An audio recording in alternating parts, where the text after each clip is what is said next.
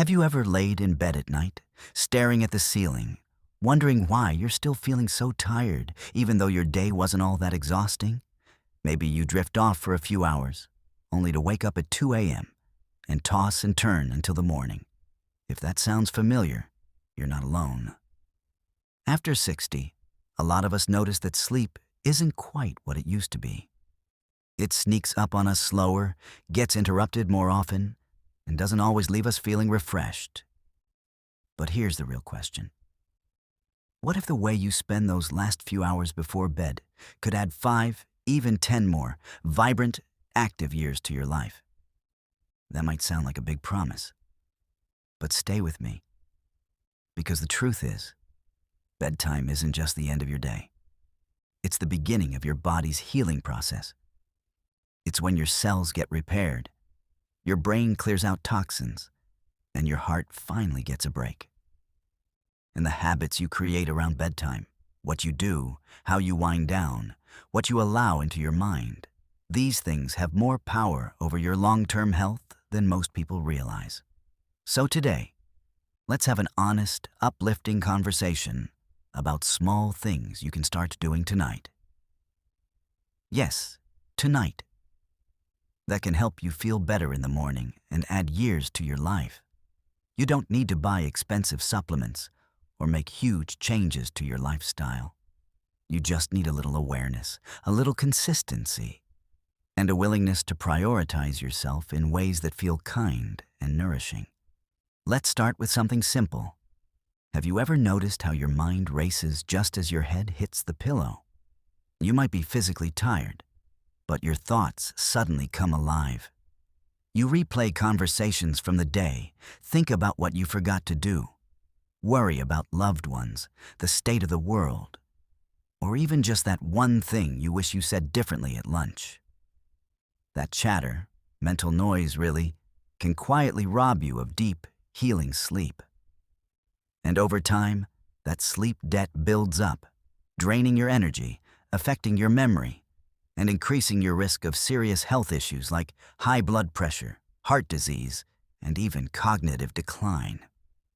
That's why the very first bedtime habit we need to talk about is creating a gentle mental off switch. And no, that doesn't mean forcing yourself not to think. That never works. What does help, though, is setting a quiet ritual that signals to your brain, it's time to let go. One of the easiest ways to do that? A short gratitude reflection. Just 3 things. 3 simple things you're thankful for today. They don't have to be profound. It could be a phone call from a grandchild, the way the sunlight came through the window this morning, or even the way your favorite chair hugged your back during your afternoon tea. When you train your mind to look for peace instead of problems, it gradually calms itself at night. That calm is like medicine for your heart, your immune system, and your sleep.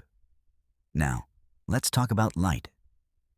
Yes, the kind that comes from your television, phone, or tablet. It might seem harmless, especially when you're just scrolling a bit or watching something lighthearted before bed. But your body's internal clock, your circadian rhythm, is incredibly sensitive to light, especially the blue light that screens emit. After 60, our circadian rhythm becomes a bit more fragile, like an old clock that's easily thrown off schedule. That light can confuse your brain, tricking it into thinking it's still daytime, which delays the release of melatonin, your natural sleep hormone. So one of the most powerful habits you can adopt is giving yourself a digital sunset. About an hour before bed, try to turn off the screens. Dim the lights around your home. Let your body ease into a natural state of relaxation. If you miss having something to wind down with, replace that phone or TV with something soothing, like soft music, an easy book, or even the gentle act of folding laundry while your thoughts settle. You'd be amazed how quickly your sleep improves when your brain isn't being fed flickering images right before bed. Here's something else you may not have thought about. Your core body temperature. As we age, our internal thermostat changes. Many older adults find themselves colder during the day and warmer at night, or vice versa. But here's the key. Your body actually needs to cool down slightly to fall into deep, restorative sleep. That's why setting your bedroom temperature a little lower, around 65 to 68 degrees Fahrenheit, can make a noticeable difference. You don't have to make it uncomfortably cold. Just cool enough that your body says, "Ah, it's time to rest." Now imagine adding a warm bath or foot soak to your routine an hour before bed.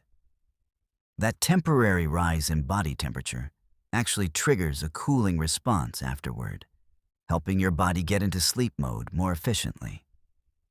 It's relaxing, it's soothing, and it's a wonderful way to pamper yourself at the end of the day. Throw in a few drops of lavender oil or some Epsom salts, and you're not just preparing your body for sleep. You're telling yourself you matter. And that simple act of self-care, that matters more than you know. Speaking of signals, let's not forget what we often overlook: what we eat and drink before bed. You may have heard that heavy meals or caffeine late at night are bad for sleep. But did you know that even that innocent cup of green tea or chocolate after dinner might be quietly disturbing your rest? As we get older, our body becomes more sensitive to stimulants. Caffeine can linger in your system for 6 to 8 hours, even more so if your metabolism has slowed a bit. So something you drank at 5 p.m. might still be keeping your brain alert at midnight. Try switching to herbal teas in the evening: chamomile, lemon balm, or rooibos. They're calming, caffeine-free, and can even help with digestion. What you eat matters too. Avoiding heavy, spicy, or overly sweet meals in the evening gives your digestive system time to wind down, rather than working overtime while you're trying to sleep. A light snack with a mix of complex carbs and protein, like a small banana with a spoon of peanut butter or a slice of whole grain toast with almond butter, can help you stay full without spiking your blood sugar. It's a small change, but one that can lead to better sleep and more energy in the morning. All of these changes might sound small, but they add up. Over time, they build a nightly rhythm, a gentle, healthy pattern that your body begins to trust. And when your body trusts the signals you give it, it starts to heal better. Sleep becomes deeper, energy returns, the risk of chronic disease drops. And yes, your life can stretch out longer, more years, but more importantly, better years. Let's keep going. Because now that we've talked about calming the mind, reducing screen exposure, cooling the body, and gentle evening routines, it's time to go even deeper into how your nighttime habits can change the way you age, starting with what your thoughts are doing while you sleep. It might surprise you, but your brain doesn't just shut down when you drift off. It actually becomes incredibly active. During deep sleep, your brain performs what scientists call a cleaning process. It clears out waste, organizes memories, and resets emotional balance. It's like your brain's version of tidying up the house before a brand new day. And when that cleaning process gets interrupted night after night, your mind doesn't get a chance to fully recharge. That's when you start to feel foggy, forgetful, or emotionally drained. Like you're carrying around more than just physical tiredness. One powerful bedtime habit that supports your brain's nighttime work is journaling. Just for 5 minutes. Not a long diary entry, not anything fancy. Just a short, calming brain dump before bed. It might be a few lines about how you felt during the day, or something that's been bothering you, or even a few hopes for tomorrow. The point isn't to solve anything. It's to clear your mental inbox. Getting those lingering thoughts out of your head and onto paper tells your brain, you don't need to hold on to this tonight. And that sense of emotional release, it's incredibly freeing. It allows your mind to rest, not just your body. Over time, you may even find your dreams becoming clearer, your memory improving, and your morning moods feeling lighter. Another bedtime shift that's often overlooked is movement, or rather, gentle movement. No, we're not talking about working out before bed. Quite the opposite. We're talking about stretching, breathing, and loosening the tension that builds up during the day. You'd be amazed at how much tightness we hold in our bodies without realizing it. Shoulders hunched, hips stiff, legs tense. And all that stored tension makes it harder for your body to truly let go at night. So try this. Before you get into bed, spend just 5 minutes slowly stretching. Roll your shoulders back, gently twist side to side. Sit in a chair and stretch your legs out. Even simple movements, done slowly and with deep breaths, send a signal to your nervous system. We're safe. We're winding down. It's okay to relax now. Some people like to follow a bedtime breathing pattern, like inhaling for 4 seconds, holding for 4, and exhaling for 6. This kind of breathing calms the heart, lowers blood pressure, and helps you drop into deeper sleep more quickly. And the best part? It requires no equipment, no expense, just your presence. Let's talk for a moment about sound. Some of us need complete silence to sleep. Others need a little background noise. But after 60, our ears and our brains respond differently to nighttime sounds.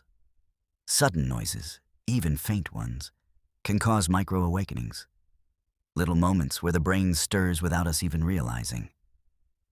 And these tiny interruptions can chip away at the deep sleep we need most. That's why it can be so helpful to create a consistent soundscape at bedtime. Something gentle and predictable that your brain begins to associate with rest. Maybe it's soft instrumental music. Maybe it's the sound of rain, or ocean waves, or a low white noise machine. Whatever it is, the key is consistency. When you give your brain a predictable environment, it doesn't have to stay on alert. It lets go. It rests. And when your brain gets quality sleep, your immune system gets stronger. Your mood improves. Your heart gets healthier. It's all connected. And if you're someone who shares a bedroom, this next part is especially important. Because harmony in the sleep environment matters more than we often acknowledge.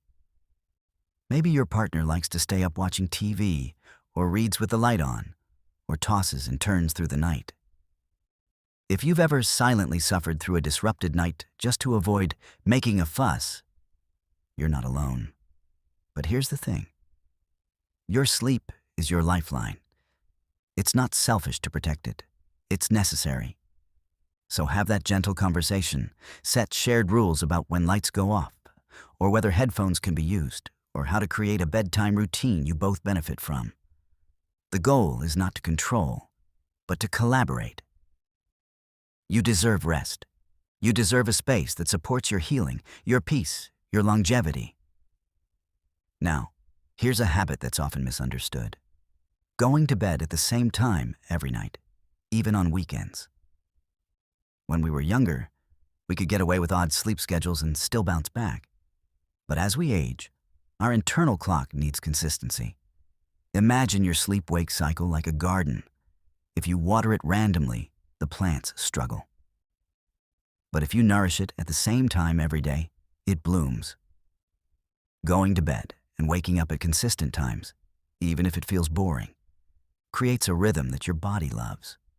Your hormones regulate better. Your digestion improves. Your energy becomes more stable throughout the day. It doesn't have to be exact down to the minute. Just try to stick within the same 30 to 45-minute window each night. Over time, you'll find that your body starts to naturally get sleepy at the right time, and waking up becomes easier, even without an alarm. And that, right there, is a sign of a healthy rhythm. A body that's aging well, a body that trusts its own wisdom. You might be thinking, but I wake up in the middle of the night anyway. What's the point of a routine? That's a great question, and one that many people quietly carry. Waking up during the night is actually quite normal, especially as we get older. But the key difference is how easily you fall back asleep.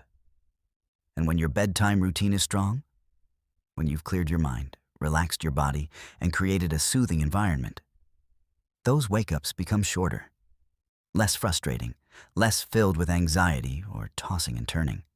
You fall back asleep with grace, not stress. All of this takes time, of course. No one expects you to change everything overnight. But think about it. If the rest of your life could be healthier, longer, and more joyful, just by adjusting what happens in the last hour of your day, isn't that worth it? And here's something beautiful to remember. Bedtime isn't the end of your day. It's a gift you give to your future self. Every moment of rest you allow tonight is a moment of energy, clarity, and strength you're building for tomorrow. So let's keep nurturing that gift, night by night. And when you start treating sleep as a gift to your future self, something powerful shifts inside you. You no longer see bedtime as just the end of the day, but the beginning of something healing. And one of the quiet habits that supports that healing, disconnecting from the world, especially from screens, at least 30 minutes before bed.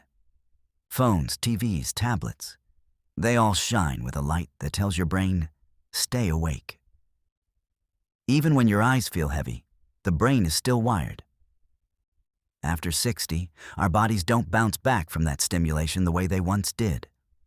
So instead of scrolling one last time or falling asleep to a bright screen, try replacing that habit with something softer. Listen to gentle music, sip warm herbal tea, read a few pages of a calming book, or simply sit in quiet and breathe. It's not about perfection. It's about presence. And don't underestimate your surroundings. The room where you sleep should feel like a sanctuary, not a storage space, not a workspace. Clean out the clutter, dim the lights, choose cozy, calming colors. When your room feels peaceful, your body responds. Your breath slows, your heart settles. Your whole system prepares for deep, restorative sleep. And if you find yourself lying awake, mind spinning, don't panic. Don't reach for the clock or worry about how little time you have left to sleep. That anxiety only wakes you more. Instead, gently return to your breath.